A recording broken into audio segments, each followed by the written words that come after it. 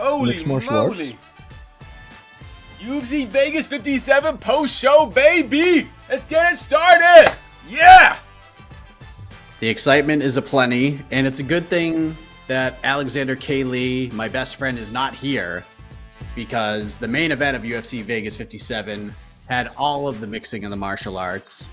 And I think even AK can appreciate how much the martial arts were mixed in this main event between Arman Tsarukyan and Mateusz Gamrot. 25 minutes of absolute chaos, high-level stuff, and in the end, all three judges saw it exactly the same. 48-47 for Mateusz Gamrot, who gets the biggest win of his career, and he is on to bigger and better.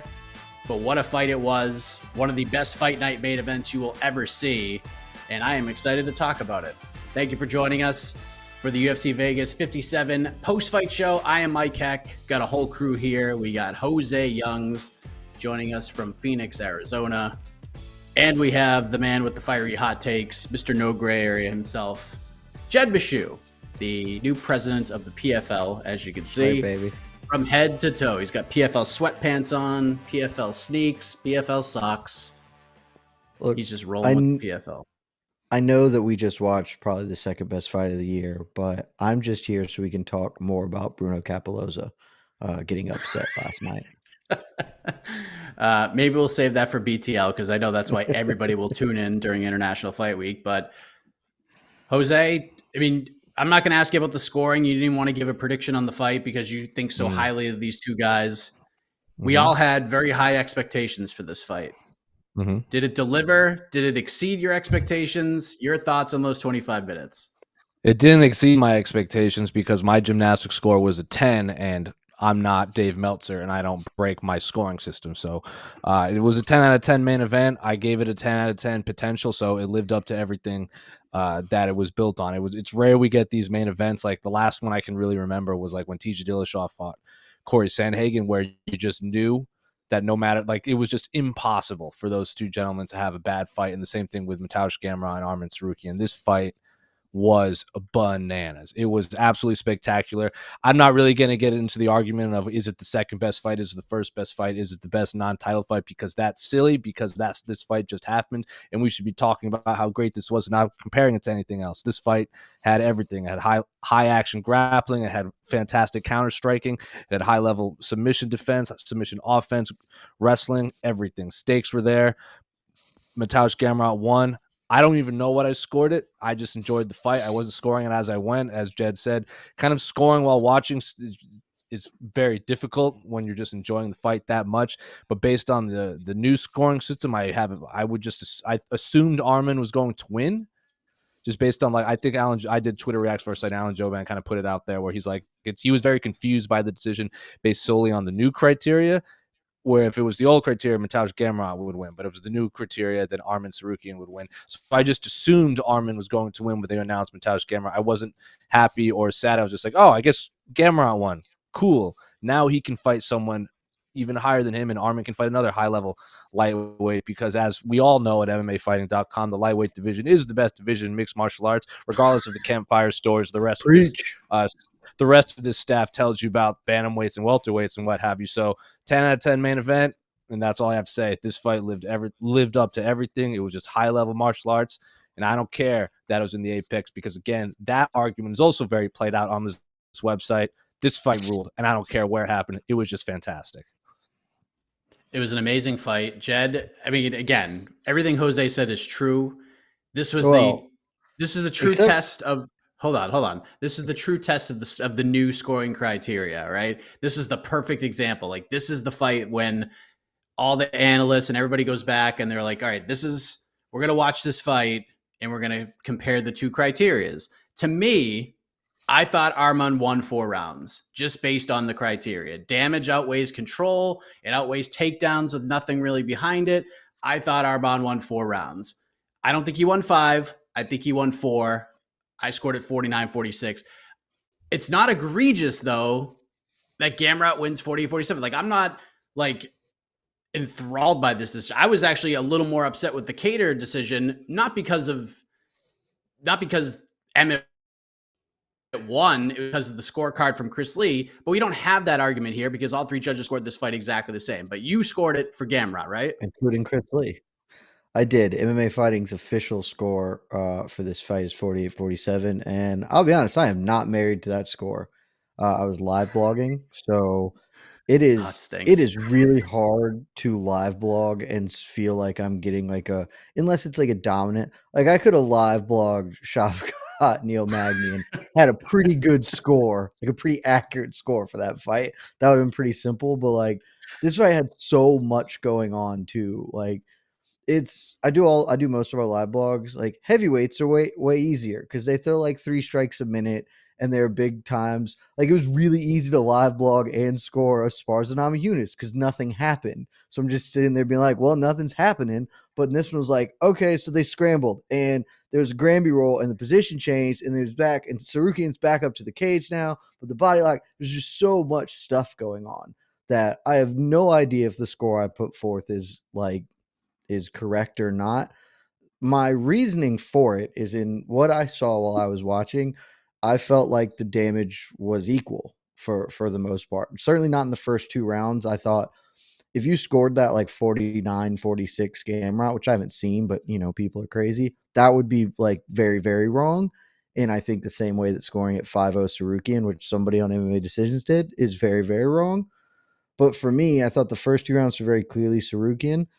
And then I thought in the last 3, the damage in each of those rounds felt very equal, but obviously the grappling, like that's how the scoring goes. If the damage is equal, then you go down to the next criteria, and kind of the control and the grappling certainly favored Gamrot. Again, I'm not married to that score. I'm excited to rewatch that when I can fully focus on it because it was a friggin' banger. And it's just nice because, like Jose said, when he erroneously said the rest of this website will tell you can't fire tails, I have not ever in my entire time, for the 6 years I've worked for MMAfighting.com, I have told you all that lightweight is the best division because it is and always will be. And this, like he said, this is it. This is exactly why this fight ruled, and I'm really excited to watch it back tomorrow. Yes, I will be watching this one back as well. Yep, there's the score. So most people scored it for Tsarukyan. 1, 2, 3, 4, 6 for Gamrot, 6, 9, 12, 13, 14. So 15-6, it looks like, for Tsarukyan. 48-47, 49-46. I even said, like, in our private page, I was like, I got a 4-1 for Tsarukyan. 5-0 wouldn't shock me from a judge. 48-47 either way wouldn't shock me. It was just one of those fights that it was just so close. It was so high level that, like, I don't know. I'm not bummed out about the score at all. I'm just like, wow, I can't believe I watched that fight. That was tremendous. The truth of the matter is, like, I can't speak for y'all. I don't feel like either man's better than the other. I feel like, and they said it kind of a lot on the thing, I just feel like they are even. They are exactly even fighters, and they should fight 5 more rounds and they'll still be even, but I'll watch them fight 3 hours because that was awesome. So like, if you gave it to either man, I'm fine with it, but I feel like at the end of the day, they are identically, like, at identical skill and talent levels, and that's why it created such an awesome fight. Yes. I hope we get to see it again. I hope there's a day where I know Islam Makhachev, Jed, in your eyes, is going to have the title until the day he decides I don't want to have the title anymore. But I hope one day these 2 guys fight for the title. We get 5 more rounds of this with the stakes just incredibly high. And I mean, if these guys want to run it back or do 4 or 5 fights, I mean, I'm down. It was just such a good fight. But Jose, I know sometimes we present these matchmaking questions before the card and you're like, well, we got to see how the fight plays out. We know that Shavkat's going to take a big step forward. No doubt about it. 100%. But where's Gamrot going to go with this win? Like, how high do you shoot him up? Like Tsarukyan was talking about the Michael Chandlers of the world. Are we looking at that for Gamrot? Like, what do we do with him from there, from this victory? Because it was impressive. It was unbelievable. I think you're going to have to give him a guy that's highly ranked, but is probably not going to fight for the title anytime soon. So, like, when he called out Justin Gaethje, I'm like, I would be shocked if they made that fight, only because I think Justin Gaethje is 2 or 3 ranked in that division. I don't think they're going to give Mateusz Gamrot the number 2 or 3 ranked lightweight in the world, but I think he's going to have to fight someone either like that if he wants a top 5 guy, a guy that, can't really say no to fights, because Justin Gaethje's fought pretty much everyone else in that top 5 outside of like Islam and Beneil Dariush, but I don't think Gaethje's going to fight Beneil because they both have the same manager. So maybe the winner of Fiziev versus RDA. I think that fight, again, is anyone going to complain if Mateusz Gamrot fights RDA or Rafael Fiziev? Because as we all know at MMAfighting.com, the lightweight division is the best division in mixed martial arts, and see anyone in the top 25 fight anyone inside the top 25, and it'll be a high-level action-packed martial arts competition. Now, I wouldn't even hate if Arman Tsarukyan fought the loser of Rafael Fiziev versus RDA, because all of those fights are fantastic. But if they make Mateusz Gamrot versus Justin Gaethje, which I doubt they will, but I think it honestly actually does make sense considering Justin Gaethje's, like I said, fought everyone else kind of in that group. Sign me up for another 5-round scrap. I don't care. Again, don't care where it is. If they want to bring it to Arizona, if they want to go to Europe, whatever, don't care. Just want to see Mateusz Gamrot fight someone in the top 10 for 25 minutes, because you beat Arman Tsarukyan, you're a bad dude. Yeah, a lot of people that I've seen who scored it for Tsarukyan are talking about the knockdown, and I think it was either the 3rd or the 4th round. And I was curious, was that a knockdown? Because I couldn't tell. They talked like it wasn't. It was scored officially a knockdown for Tsarukyan. Was it? Okay, according to UFC stats. I mean, just such a close fight. It was unbelievable. Tsarukyan, significant strikes, 95-81. Doesn't tell the tale of the fight. It was just so good. And I love people on Twitter, just because I've sung praises of a fighter and I was very high on a fighter.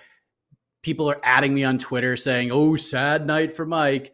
I don't give a shit that he lost. Like, it doesn't affect my life. It doesn't affect my life. He'll be back. He'll be back. I thought he won. It's okay. He'll be back. You're not doing fandom right, Mike. Come on. Like, you get mad when the Celtics lose to the Warriors. Be mad when your boy. That's the reason to pick fighters to stan, is so you can treat them like sports teams and be mad when they lose and be excited when they win. When Hamzat takes the belt off Usman, I'm gonna be right there, and a lot of people are gonna be with me. And then when you fight Shavkat, it's gonna be awesome. Like, you should be sad right now because your man got robbed, Mike. That's what you need to be doing in these moments. He won 60-35 tonight, and he got screwed. It's funny. My little brother, who is a very casual MMA fan and only watches it for, as you would love, Jed. He does it so he could bet on it and find things. And even he scored the fight. He doesn't even watch MMA all that often. Even he scored the fight 4-1 for Tsarukyan. So there you go. But again, tremendous fight. We all win. Anybody who watched it were the real winners tonight. And Mateusz Gamrot goes on to bigger and better things. Can't wait to see where both of these guys go. Can't wait to see how Tsarukyan bounces back. And by the way, let's all remember, let's not be taking the shovels out for Tsarukyan yet and start digging his grave. He's 25 years old. The guy's coming back. He'll be in these spots again and again and again, climbing that ladder. And he's going to have to chase Mateusz Gamrot now, who gets the biggest win of his career. But what?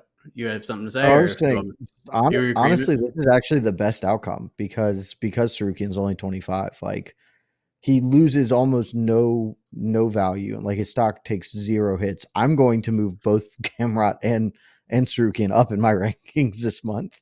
Like, and he still gets to come back. Whereas if Gamrot takes this L, it maybe isn't the end of his title aspirations, but at 31, having just lost to like the new hot shit, like it's really tough for him to put together like a title run in the next couple of years. So this is actually kind of the best outcome as far as the UFC and lightweight division goes.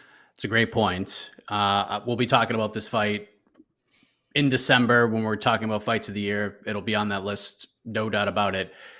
But the big story coming out of this card, José Youngs, Shavkat Rakhmonov didn't just beat Neil Magny. He put the boots to Neil Magny. He thrashed him. This was some performance. This is exactly what he needed. 10-8 first round, just absolutely thrashed Neil Magny and then put him away in the second, gets the buzzer beater submission. What a performance. I mean, Coming out of that win, seeing what he did to Neil Magny, what was your reaction once the tap happened with 5 seconds left in the second round? What was your reaction after watching that performance?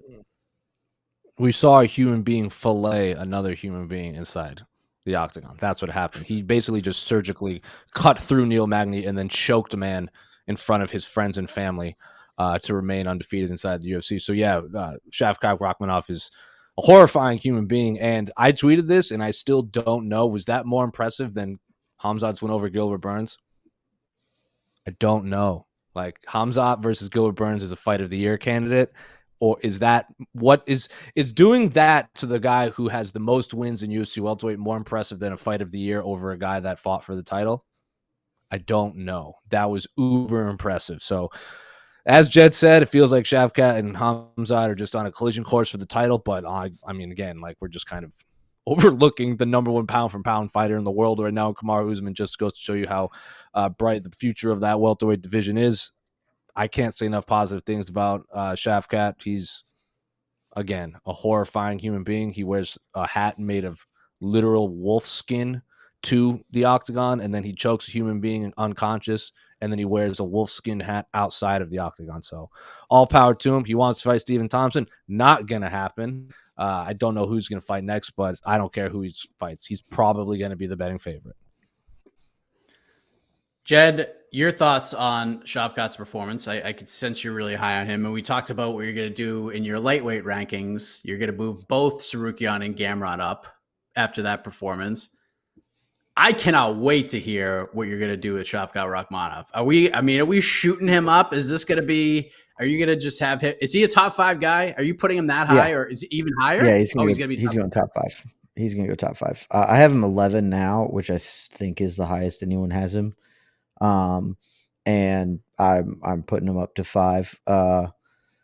Yeah, this dude's legit. Like, he is the absolute truth, no joke. So at some point, he and Khamzat are going to fight, and that fight is going to be amazing. It's just going to be like the pinnacle of mixed martial arts and how all that works. It's going to rule, and I'm really excited for it. You get Boars, which I think means wolf, if I'm not wrong, and you get the dude with the wolf hat. You get the names. See, yeah, same look. Like, they're the same person, only different. And so I'm very excited to watch them fight each other, especially and hopefully with a title on the line. It's going to be awesome. But yeah, any questions I had about Shavkat, and I had a couple, I knew he was good. I didn't know he was this good. People don't emasculate Neil Magny like that. And that was like, he wrecked his whole shit good and proper. That's the only way to put it. So, yeah, Shavkat's the truth. And I'm only putting him at number 5, but if you wanted to tell me that he could go and do the same damn thing to Leon Edwards or Colby Covington, like, I'm not going to argue with you, because that man has finished every single human being he has fought. And that is a very impressive thing, especially as the quality of his competition has gotten better. His performances have only gotten better, and that's championship right there. So yeah, the top 2 fights tonight were awesome. Did you like the Stephen Wonderboy Thompson call out, Jed? Sure. Hold on, I'm going to pull up the UFC rankings because I don't remember where they. I mean, it makes sense for him from that standpoint, though. I guess maybe it's, I don't know. He's going to move into their top 10 with the win over Magny, and Thompson's kind of an appropriate step up. It would at least be really. I mean, it wouldn't be that interesting because Steven's kind of washed and he's been getting trucked in the same manner over and over again. And Shavkat would just do the same. But like, it makes sense from a progression standpoint. But the other people atop of him, like, the fight that I would be the most interested in is Gilbert Burns. But then that feels like he's just copying Khamzat, So, but again, like, it's like Jose said, dude, just match him up. Welterweight, it's not as good as lightweight, but it's still one of the 3 or 4 best divisions in the sport. You just mash them together. Anything's gonna taste delicious. My first thought was Gilbert Burns, but then I realized that Rakhmonov trains at Sanford, so I don't know how tight they are. I mean, yeah, he does. So I don't know if like they're Yeah, I don't know if they're like day in, day out training partners because, I mean, Sanford's got a lot of guys and it's a big gym. So maybe they train at different times. Who knows? But I mean, It's like however high they people want to above shoot him. him. Yeah. There's just nobody, because Colby's not going to fight him. And I mean, Hamzat probably would, but that you shouldn't do that now. And then it's Bilal Muhammad. Bilal's not going to, I don't think Bilal's going to try that. Bilal's trying to get a title fight. So I don't think he's going to fight the number 9 or 10 guy. I think Bilal's Stephen gonna. Thompson I probably think makes the most. Bilal's gonna fight Hamzat in October. Okay. That fight makes sense. But then if Shavkat won't fight Burns, it's Luque, who just got dump trucked. It's Masvidal, who's Masvidal, Thompson, Sean Brady. Yes, Does Sean Brady have a fight? No, he wants the Bilal fight. That's the one he wants. No, he's trying to fight Dustin Poirier. Yeah. Yeah, I saw the He's not Poirier going to thing. get that fight. We know that. I mean, Sean Brady or Stephen Thompson would be okay. I don't like the Sean Brady thing because I'm not a huge. I mean, it sounds weird after we just had this main event that was awesome, but I don't love matching prospects up like that, and I'm very high on Sean Brady as well. But there's not a ton of options based on the UFC's rankings at this point, so either of those fights are fine if you want to fight Gilbert. I think win or lose, Robbie Lawler needs to fight Stephen Thompson next, and then I think I accept Shavkat should probably fight someone like Michel Pereira, who's like out like in the 15 to 10 range, and we'll like test his striking. You know, I think Michel Pereira could put on a pretty crazy fight against Shavkat. Yeah, it's interesting because even Wonderboy in a recent interview said that the two guys he's got his eye on right now are Michel Pereira and Kevin Holland, and I feel stylistically like those after fighting two wrestlers or two guys who just took him down over and over again in his last two fights, I feel like that's about as good as it's going to get for him. Otherwise, Shavkat probably like the other. Didn't he say that directly? Like, I don't want to fight guys who are just going to tackle me, which, you know, fair play to him. Yeah, because Brady called Wonderboy out. He's like, come on, man, you're the nicest guy ever. Like, it was the most respectful call ever. And Brady just got trounced for it. I was like, come on. Brady. That dude might actually be the best welterweight prospect in the world, but he's going to get a title fight in 2027. Like, he ain't going to make shit happen. I've mentioned this before. It's the problem. Everybody in the world knows a Sean Brady. You went to high school with 3 Sean Bradys. They all sell insurance right now. You got to have a gimmick. You got to have something. You can't just be a damn good fighter. So change your nickname to Thunder Jesus, Sean Brady, and maybe people will care about you. Because otherwise, you're going to be stuck in Leon Edwards land. Have they announced the bonuses yet? I'm still waiting on those. Because you know Rakhmonov's definitely getting a bonus. Rakhmonov and fight of the night is for sure the main event. So it's just who's getting the other one. I mean, I'm seeing this start out a lot. What do you think about this, Jed? We're going backwards here to the main event if we're talking matchmaking. So if the UFC moves forward with the fight we think they're going to move forward with, which is Makhachev versus Oliveira for the vacant title, what about Gamrot versus Dariush? Are you in for that? I mean, yeah, that fight would be incredible, but I don't. If they can do that, that fight makes a ton of sense. But it's exactly what Jose said. I do not care. Put him against anybody that's not named Tony Ferguson in their top 10, and that's fine. Like that, Tony Ferguson shouldn't be in the top 10. Like that's bad. But outside of him, I don't need to see another demolition. Just go. No wrong answers. There we go. Our Arman last fight technically was close fight could be. He's 25's good value. Yep. Not a bad take. Rest of the main card, because I'm sure we'll have a lot of questions about all those guys. Josh Parisian, Alan Badeau. Maybe that will be the fight of the night. Who knows? But Josh Parisian gets the comeback win. Good performance from Thiago Moises. Gets a rear naked choke in just a strange way where he grabbed his own elbow for leverage. Don't see that very often. So that was well done. Man strength choke right there. It sure was. That's training with Grant Dawson, having that big dude on your back. Umar Nurmagomedov, good Lord. What a performance. I actually felt bad for Nate Mann. As I'm watching this fight, and I'm just like, because I'm thinking Umar's just going to take him down, submit him in 2 minutes. And yeah, it'll sting, on the inside. Your ego takes a little bit of a hit if you get trucked like that in 2 minutes. But at the same token, I would take that over what happened tonight in a heartbeat, because I was just like, man, just let him choke you. Just get out of there. Like, this is bad. It's just so bad. Umar just ran him over. And how one judge didn't give a single 10-8 round to Umar Nurmagomedov is a travesty. What's it matter? It's a travesty. I guarantee you that judge was just like, this does not matter. Yeah. Because 2 minutes in, you like, if I was a judge, I would have written my scorecard out 2 minutes in and just sat back and watched it because you knew how it was going. I was doing Twitter reacts, and I like write like so and so defeats so and so as a headline, and before the fight even started, I wrote Umar Nurmagomedov submits Nate Maness, and I was like, what are we doing here? Like, just finish it. And then the fight ended. I'm like, I don't even care what the scorecards are. It's like he just mollywopped a dude on national television. Yeah. It's just like, maybe a judge gives a sympathy round to Nate. Maybe Nate gets a sympathy round somewhere. Hey, listen, the right guy won, but we'll give him a sympathy round. For being dominated less bad than the other round. I felt bad for Nate Maness, but kudos to him for going the distance. Umar is about to make a majestic appearance in my bantamweight rankings this year. I've been holding off because he hasn't beaten anybody like good, really. And I'm not saying Nate Maness is like great, but I'm done pretending. He's about to get the Hamzat straight to the top treatment in my rankings.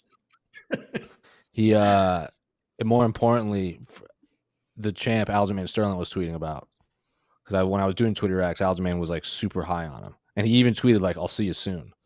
So if the champ is tweeting, I'll see you soon, that means he at least is laying the seeds out. I'm not trying to put anybody on blast here, so I won't say names, but a member of MMA Fighting reached out to me in the middle of that fight and said, so if Umar got matched up against Aljo, would he be a favorite?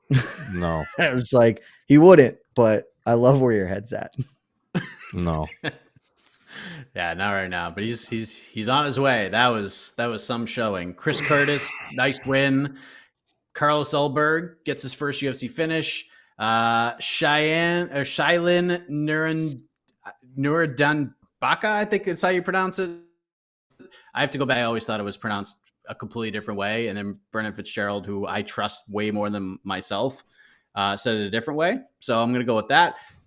Sergey Morozov, good win. Cody Durden, quick finish of JP Bays. I feel like I like JP a lot. He's a nice guy, but I feel like, I think he's going to have to take a step back, unfortunately.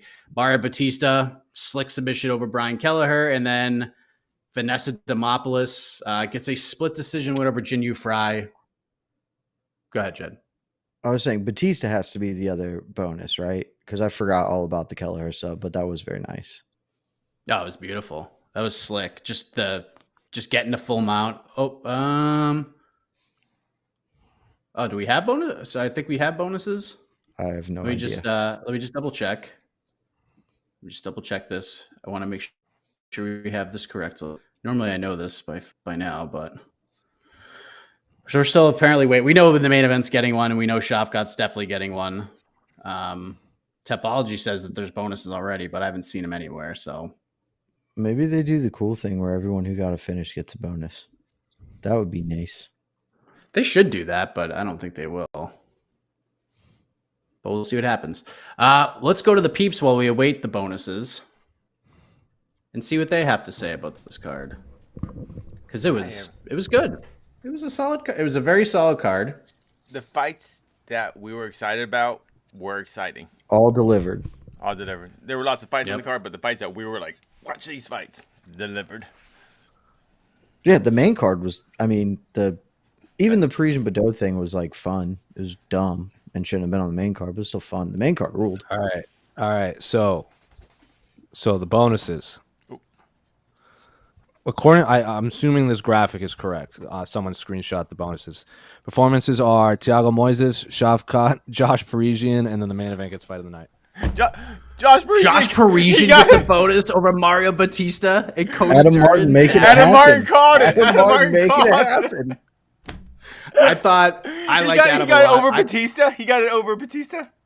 That's what this graphic shows. I don't know what to tell you guys. I'm just. Also, that would be That is 3. insane. So they gave 3 bonuses and a fight of the night, and then that would be the biggest slight. Oh my god! And so wait, Oberg didn't get one either. So like you gotta, but they gave it. Oh jeez, I don't understand anything that the UFC wild. does. I do not. Corey Durden didn't get one. They gave it to Parisian.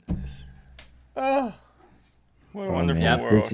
This is awesome. That's insane. That can't be right. Like Spectacular stuff. Why did I ever doubt Adam Martin? Why did I? I can't believe. Like I saw that tweet, and I'm like, that is just When a I- ridiculous statement. Like, And he was right. Wow. If I'm Mario Batista and Cody Durden, I ain't happy right now. That's for sure. I don't Good get for it. Josh. Like, he needed Is that Cody win. Durden Good for him. Is Cody Durden ever happy? Like, come on. He lives but in Mario Covington, Batista- Georgia. I've been to Covington. You can't be happy there. Mm. It's actually like right outside of Atlanta, so like you really can't be happy there. But Mario Batista's not from Covington, and he seems like a very happy, jovial Yeah, individual. Very serious guy at times, but you He know, also totally deserved a bonus. 100%. Doing that to Brian Kelleher, that is not Yeah, easy to do. Smoked him, and like I never understood that. You can't. Congratulations, Mr. Parisian. You came back and you won your fight, but you got beat up too, and jeez. All right. Questions. That's Here we go. wild. All right, everyone give 30 seconds on why Parisian shouldn't have the bonus, and then I'm going to send it to him right now. Let's go. Everyone. No, they all should have bonuses. They come all on. should get All All bonuses. right, let's go. Because What are we Everybody talking should about? get one. because it's heavyweight MMA, and we should not reward heavyweight MMA unless it's Francis Ngannou decapitating fools. Or Did it. Alexander That's my Romanov. piece. Yeah. Okay. Big sexy King Kong. That works for me too. All right. All right. Let's go. Let's see what the peeps have to say. Ooh, blow this up. Would have been better if Rakhmonov called out Sean Brady. Doesn't You'd have matter. to know who Sean Brady is. Yeah. What'd a you good call point. him? Thunder Dolphin? Was it? He needs Thunder Jesus. I like Thunder Dolphin too, though. Actually, I'm totally down with Thunder Dolphin. That's even better. We're going off the rails here. I love it. Message, I love it so message much. Topology, guys. Talk about the very first fight of the night, actually. I thought Vanessa won all 3 rounds, but could see her losing weight the first to volume. Vanessa still had the biggest moments in round 1, though. I hated that scorecard. It doesn't matter. It was a good fight. If you scored a 29-28 for Demopoulos, I had no issue with it. I just didn't see a world where Vanessa won that first round. But it was a good fight. And Good Vanessa fight, gets a big win. yeah. And yeah. MMA decisions. 1, 2, 3, 4, 5, 6, 7, 8, 9, 10 media members picked Fry winning. 1 picked Demopoulos. So Yeah. a little too low on the card for maybe a robbery report from Mr. A.K. Lee, but I think it was a robbery. And poor Jen. Good on Vanessa. It's a good fight. Oh yeah, good Jin's fight. getting a lot better. Jin's like a whole different fighter. She Since going to looks Florida. much more comfortable in her strawweight body, being an atomweight for years, and it looks like the gym move to Fortis because she lives in the Fort Worth, Dallas area anyway. So it's all good. I hope the UFC. Is that 2 losses for Jen, or is that off a win? Is she off a win? No, she was on. She She was had coming off 2 2. wins. She was coming off 2 wins. Oh, coming off 2 wins. All right. Oh, okay. Okay. Well, okay. At least I'm hopefully Now- her job's secure. Now, to be fair, those wins were over Gloria Tapala and Ashley Yoder, both of which I think have a combined 500 record in the UFC. So, but I'm sure she'll get another fight. And apologies Oh, yeah. got cut. Yeah. But they are Yep. ultimate fighters. See. All right.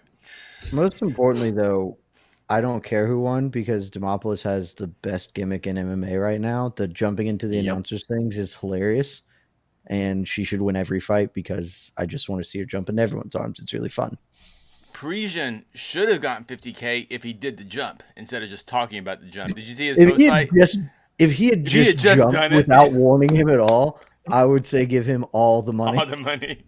because that would have been truly incredible to watch Bisping just watch this man functionally drop kick the air and fall down in the cage. What are you doing? Josh is a hilarious guy too. Tristan Gordon, Shavkat is so legit, and he proved it tonight. To submit Magny like that was so impressive. It's so hard to finish him, and he was able to do that with no issue. Yeah, I mean, Shavkat's the MVP of this card. That's for damn sure. As good as that main event was, Shavkat's the guy that people are going to be talking about for the next few days until International Fight Week coverage starts. No doubt about it. What does Shavkat need to have to do to get that Hamzat type of allure? Learn English. Learn Yep. English. Is it simple Yep. as that, you think? Pretty much it. Because we were when Mike and I spoke to his manager in Jacksonville. I don't know if you remember the fight he had before this. He had like the UFC translator, which isn't nearly as good as who's his translator? What's his name? Tonight? Zayad, who is actually like a very good translator, and everyone was really upset, including like the UFC, because you can't promote a guy that can't really come across as relatable if you can't understand what they're trying to say. So now that's why Zayed was in there for this, so he got a much better translation. But I think it's literally comes down to being able to learn English if he wants to keep fighting in America, which is unfortunate, but that's how it is. But I don't think you need to learn English. You just got to know like 50 words. Smash. Yeah, Hamzat. It's not like Hamzat knows English. He just says, "I'm going to smash everyone," like, and yells it at the top of his lungs. Yeah, but I guess Hamzat, he knows he knows substantially better English than almost most of Russian fighters in the UFC, and he fought twice in 7 days. So like, he's already ahead. He's already ahead. You know, But if Shavkat just could get like 3 catchphrases to repeat while he actually learns English, that'd be fine. But you can't promote a dude who's like, "All right, tell us what you think." And he's more mild mannered anyway, so it's just less. And then getting that through a third party, it's just not. It's just not the same. He needs that catchphrase. Because I remember when even Triple G, when he said, when the first time he said "big drama show," big drama show, everyone just went crazy. You know, when first time Habib was dominant forever, but it wasn't until he learned like 3 words in English that we all kind of no one cared about him until he did the "your chicken" thing and Michael Johnson. Like, that was it. Yeah. So all right. So if you tell Shavkat's manager, just give him 5 words and repeat. Just cut the Hulk Hogan promo. What you gonna do when Shavkat runs wild on you, and then just like flex and walk away. Like that's enough. That's enough. Or just howl like a wolf. Like, you got the hat on, just do that. Like, it's fine. Yeah, I guess But right there now is a for mystique to him, him. yeah, he's a less is more type guy. I think if he doesn't know anything, just show a little bit, and then I don't know. I from a fighting standpoint, like all the hype that Hamzat gets, I think Shavkat should have the same amount. But super fun prospects. That's an interesting. Yeah, he needs to be more. I think the activity. He's fought twice this year, but when he got in the UFC, it was 1 fight in 2020, 1 fight in 2021. He's a little more active this year, so I think if he can get in 1 or 2 more, I think that's really going to help him. Shavkat versus Vicente for potential fight of the year. That's not fight of the year. That's a murder. That's not. Well, Vicente's got to fight anyway, so Vicente's fighting Jeff Neal. Oh, that's a much better. That's much closer to being fight of the year. Shavkat's just gonna truck Vicente.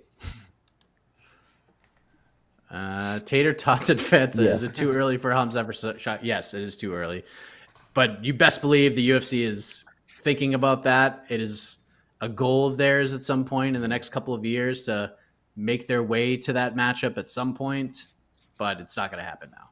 Yeah, that fight could headline, because I know the UFC has to go to Abu Dhabi like once a year, and they have to give him a title fight. And now that Habib's gone, Islam's the guy that they're going to headline that card with. But say we live in a fairy tale world where Islam doesn't win the title, that fight headlines Abu Dhabi.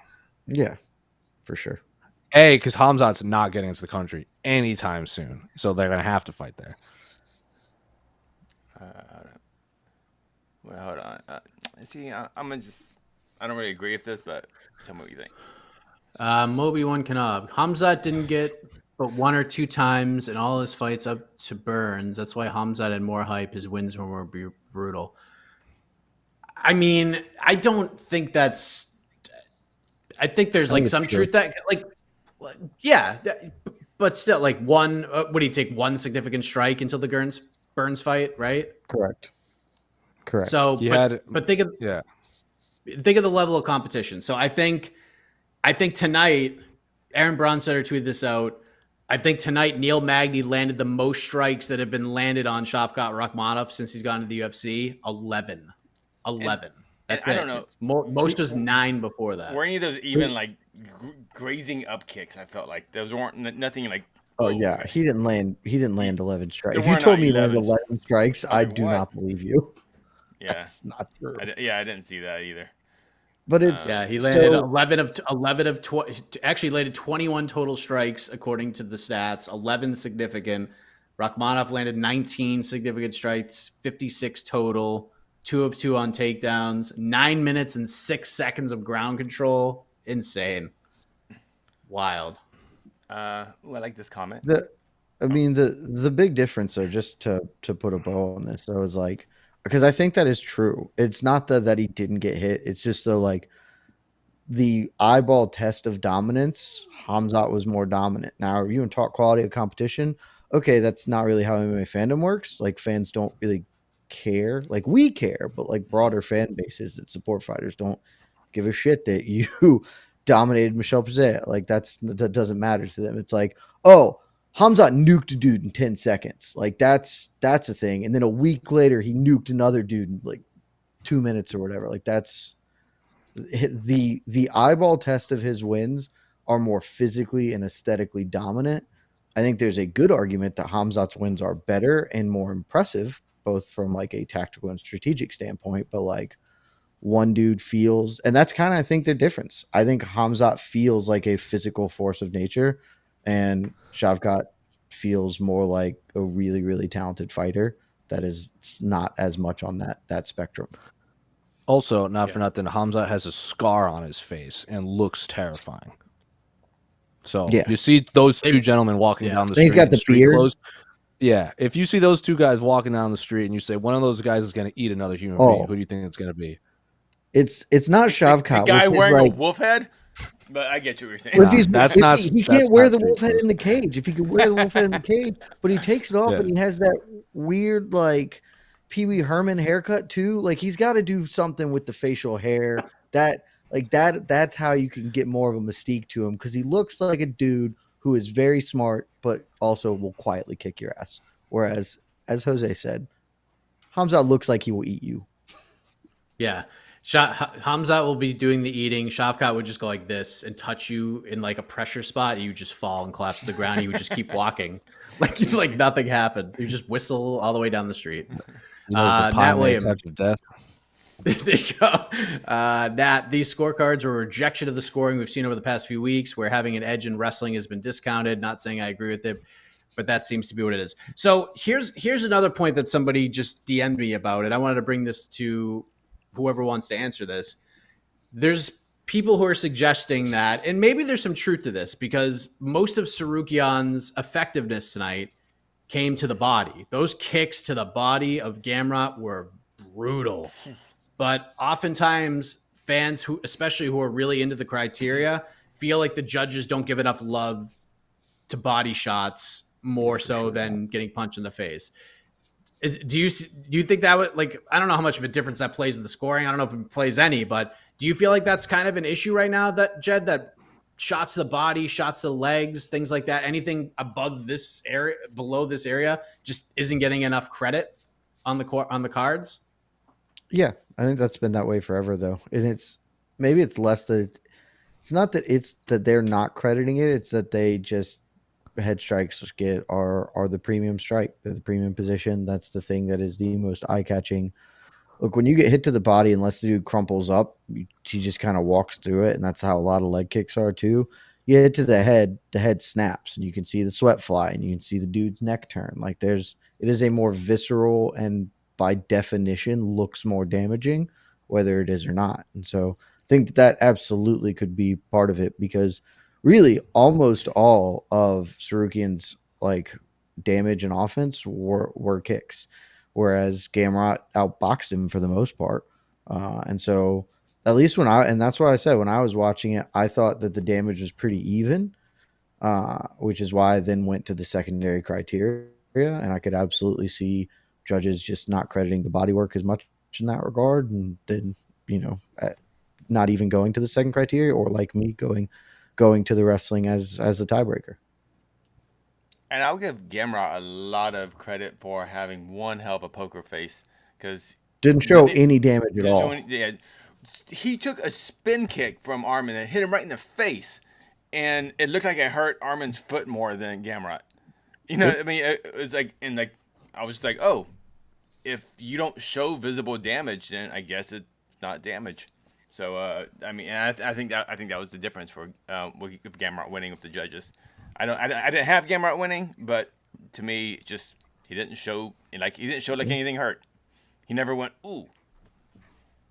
And Tsarukyan got cut under the eye, and there were points at time in that fight. Tsarukyan looked tired. He looked. I would say that was exactly like there were points when it did look like Tsarukyan wanted to be there less than Gamrot did, and I'm sure that played a factor with me and with the judges. Yep. Interesting. Yeah, great fight though. Again, I'm not. This is not a robbery. This is just some of the best scrambles we've ever seen. Like that was. I can't remember the first 2 rounds of scrambles. Dude, that first round like series where the first Granby roll that Gamrot hit, like that was insane. All of that was so nuts. Yeah, it was incredible. I was just like, I was like, man, we are so lucky as fans. Like, this is a free fight. We're not paying $70 to watch. This is free. I mean, like a fight like this. Plus. I mean, you know what I mean. Yeah. But like this was for anyone. Yeah. And for anyone that was complaining about this being the main event when they announced, again, you can burn in a lake of fire. You were insane if you were complaining about this fight. Yeah. And think about this. Just think about this. You got to watch this fight, UFC Austin, UFC Vegas 56, for less money this month than it cost you to watch Bellator last night. So keep that into perspective. All 3 of those, you get to watch all 3 of those events for less money than it cost you to watch Bellator last night. $10.99 a month for Showtime. Yep. I guess that is true, isn't it? Yeah. But this other programming on Showtime, but we don't need to go into that. But the bantamweight division, nah, fuck that. Bump that. Oh no! I'm still team 135, but we I respect your guys' commitment to lightweight. So, I get it. Also, Mike, Bellator doesn't ask us once a month to drop $75 to keep up with the comings and goings, and even when like next week it's totally worth the $75, that feels like that still should count in some regards towards the overall price pointing here. Yeah, but they don't have $75 cards. They don't even have like $30 cards, if we're being honest. Bellator literally, if it was not my job, Bellator could not get me to pay money. But I would pay $75 a month to watch Bellator if it means I don't have to hear Josh Thompson talk. Oh, where's the horn, dude?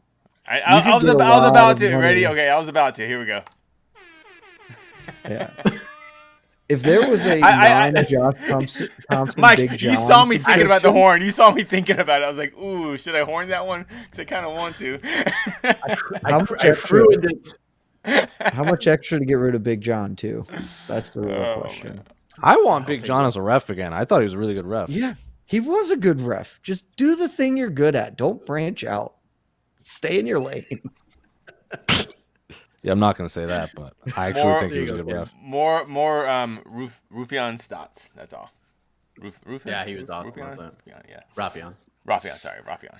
What else we got? We'll take a couple more. Yeah, we got a couple more. Sorry, me. We got a long week ahead of us, friends. We got a long week ahead of us. Dude, next week. Are you guys going to rank Umar this month, or am I going to be the only one? I'm not on the rankings panel. Ooh, that's right. God, 135 is so good. I'll probably rank him. I gotta see. I have to look at it real quick as we get these next questions. Yeah, let me find a question. Sorry. Oh yeah. Dominic Cruz will be exiting my rankings. Hell yeah! I've been trying to kick him out of bantamweight for friggin' months. Did Curtis call out Buckley, or did Buckley call out Curtis? Buckley tweeted and even made a poster. Oh, okay.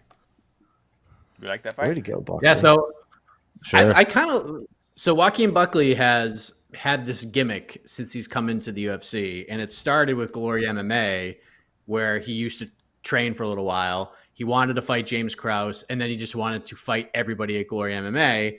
And James Krause, from all the fighters that I talked to, basically set up a rule that said, "Hey, I love you guys, but none of you. If I don't fight this guy, none of you are fighting this guy. Like I'm the guy he wants me to fight." I'm like, and they all agreed. They're like, "Yeah, man, that's your fight." So then he goes over to Extreme Couture and he starts training at Extreme Couture. That's where he trained for the camp for Abdul Razak Al Hassan. Fights Albert Jurayev, who trains at Extreme Couture, and now he calls out Chris Curtis, who also trains at Extreme Couture. So he just wants to run down all the Extreme Couture guys. So yeah, I kind of like this gimmick. But do you like this fight? I think that I feel like Curtis is. I thought Buckley's performance against Jurayev, Jed, was tremendous. I thought it was the best he's ever looked. But I just feel like what Chris Curtis has done since coming to the UFC, I just feel like he's ahead of Joaquin Buckley right now. Yeah, I mean, I like the fight on the merits, and I know Buckley's on a bit of a run at the moment, but like, I think Chris Curtis deserves a crack at the top 15, and that Buckley isn't that. Like, looking at the UFCs right now, like, I mean, hell yeah, Chris Curtis should be ranked in here above like Edmund Shavazian and stuff like that. Like, give him somebody in there. Who's Brad Tavares fighting this weekend? Dricus du Plessis. Okay, so DDP will move into the rankings. Chris Curtis versus, if he ever fights Imavov. Has he been rebooked yet? That's spoiler alert for on to the next one. That is my pick. Do it in Paris. That's the fight. That's a good fight. Yeah, that fight rules. Do that. Yeah. I mean, I'll heavily favor Imavov, but Chris Curtis has earned that fight, I feel like. Yeah. I would watch the hell out of Buckley Curtis, but I do think Chris Curtis deserves a shot at the top 15. Yeah. Oh. Yep. Pheasant. Anything else? Hey. Yeah. Looking at my bantamweight rankings from Chris Curtis. Yeah, I would say Nurmagomedov's going to get in there. And it's going to hurt me. It's going to hurt me a little bit to take the man he's going to replace out of the rankings, but I feel like Umar would just try in. Oh yeah, dude. No, I couldn't be more excited for Dominic Cruz to get out of my freaking rankings. Real quick, off the Chris Curtis fight. The fight I was way off on prediction wise was I predicted Vieira would win by first round submission. Did not happen, clearly. Is Rodolfo Vieira, are we kind of done believing that he's going to be a decent middleweight? No. Jed, hold on. I love this question, and Jed said something earlier on Slack, and he said something on Twitter as well that I want you to talk about here. What did you make of Vieira's performance overall? Because, like, you could tell he's getting better. You can tell the gas tank's improved a little bit. The striking's getting better. But I don't think Jed, you loved the game plan overall of just it was awful. Takedown attempts. It was awful. So, and I meant what I said. I tweeted that if you shoot 10 takedown attempts and do not succeed on one, you should forfeit the fight, like a mercy rule. I think that's absolutely true because that's not fighting. And like, it's just not. And I thought he looked really good on the feet. Like, he obviously was improved there. His cardio was improved. He was losing the striking, but he also wasn't winning by desperately spamming takedowns, especially as the fight went on and had even less chance of success.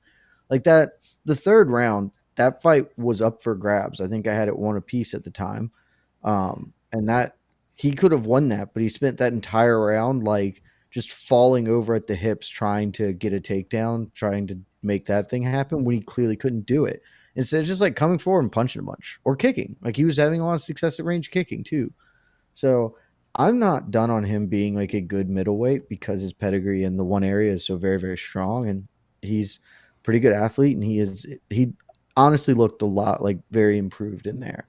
But his game plan was horrendous, and because I don't think Chris Curtis had a good game plan, frankly, but he didn't make him pay because he was only going to do the one thing, and the one thing he was trying to do he wasn't equipped to do and was really bad. So he needs to maybe get who's he training with? Who's he work with?